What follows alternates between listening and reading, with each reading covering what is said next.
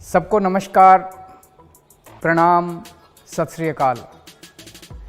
Hello नमस्कार दोस्तों, दिल्ली के प्रादेशिक समाचार के स्टूडियो में आप सभी का बहुत बहुत स्वागत है। दोस्तों यहाँ पर आपको देखने को मिलेगा दिल्ली से जुड़ी सारी बड़ी खबरें, मुख्य समाचार, ब्रेकिंग न्यूज अपडेट के रूप में, इसलिए वीडियो को शुरू से अंत तक जरूर देखिएगा।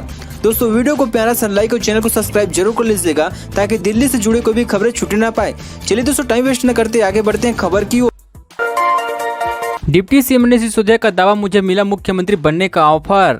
दिल्ली के डिप्टी सीएम मनीष सिसोदिया ने सोमवार को एक ऐसा दावा किया कि जिसके बाद राष्ट्रीय राजधानी के राजनीतिक गलियारों में आरोप प्रत्यारोप का दौर तेज हो चुका है।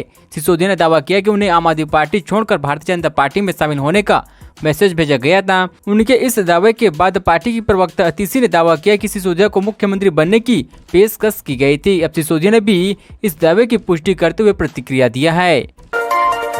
राजधानी दिल्ली में अगस्त में अब तक डेंगू के 20 केस मिले, जाने इस साल का चौंकाने वाला आंकड़ा। दिल्ली में डेंगू का प्रकोप बढ़ते जा रहे हैं। दिल्ली नगर निगम के आंकड़ों के मुताबिक अगस्त के महीने में अब तक डेंगू के 20 मामले सामने आ चुके हैं। वहीं दिल्ली में इस साल डेंगू के कुल मामलों की संख्या 189 पहुंच गई है।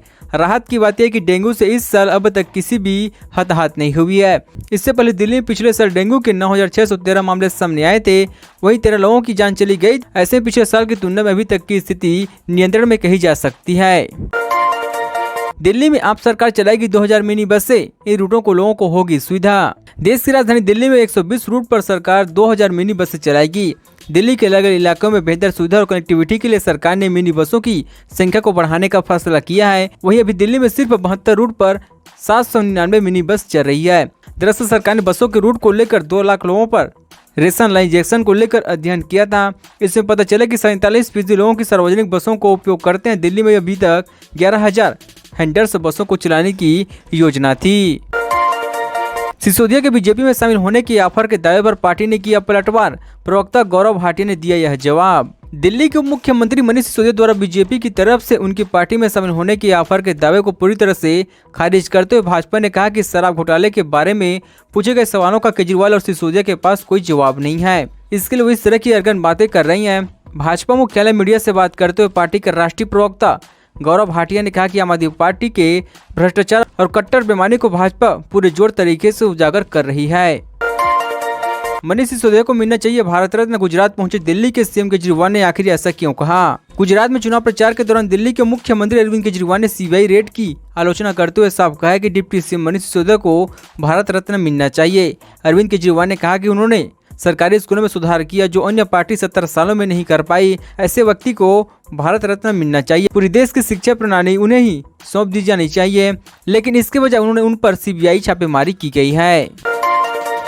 भारत में सत्ताधारी दल के नेताओं पर सुसाइड अटैक की चल रही थी तैयारी। रूस ने ISIS आतंकी को किया गिरफ्तार। रूस के सरकारी मीडिया में खबर छपी है कि संघनित सुरक्षा सेवा में ISIS के आत्मघाती हमलावरों को दबोचा गया है, जो भारत सरकार के किसी भी प्रतिनिधि के खिलाफ आतंकी हमले की योजना बना रहा था। रूसी समाचार एजेंसी स्पुतनिक के मुताबिक ये 10 का आतंकवादी भारत के LT नेतृत्व एक सदस्य के खिलाफ हमले की योजना बना रहे थे।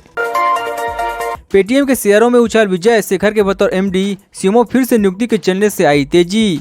पेटीएम के शेयर में सुबह के कारोबार में 2.5% से ज्यादा की बढ़ोतरी देखी गई है। वहीं 97 कम्युनिकेशन के शेयर में जो वित्तीय सेवा मंच पेटीएम का संचालन करते हैं, वो तेजी कंपनी द्वारा विजय शेखर शर्मा को MD और CEO के रूप में फिर से नियुक्त करने के बाद आई गई है। दोस्तों खबरों का सिलसिला बस यहीं तक। दोस्तों वीडियो जानकारी आपको अच्छा लगा, वीडियो को प्यारा सा लाइक कीजिए। दोस्तों आप दिल्ली निवासी हमारे चैनल को सब्सक्राइब कीजिए, दिल्ली जुड़ी सारी बड़ी खबरें आपको इसी तरह से मिलते रहे। चलिए दोस्तों अगली वीडियो में मिलते हैं, तब तक के लिए जय हिंद जय भारत।